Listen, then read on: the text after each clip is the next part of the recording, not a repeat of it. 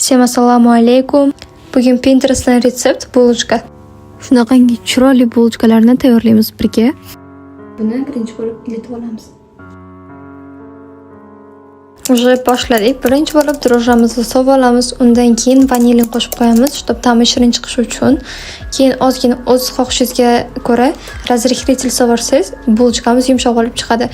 Undan keyin yarim piyola shakar bilan ozgina tuz qo'shib yoramiz.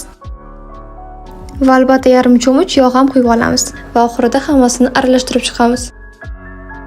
Endi oz-ozdan unni qo'shib xamir qilishga o'tamiz. Keyinchalik yog' qo'shib ketamiz, chunki xamirimiz qotib qolmasligi kerak.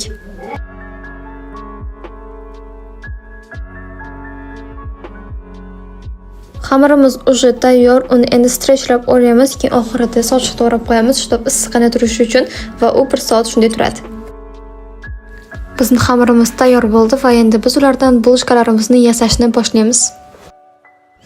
Xamirlarimiz shu ko'rinishga keldi. Endi birinchi bo'lib rogarik qilamiz.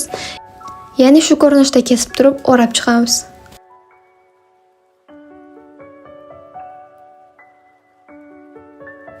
Endi ikkinchi bulочкamizni boshlaymiz. Sahrni serdichki.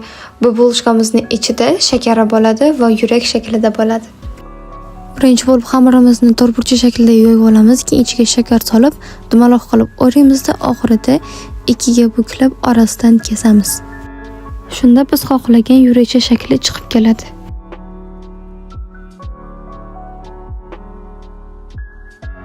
Endi bularni o'rtacha 130-120 gradusga 30-35 minutga pechga yuboramiz.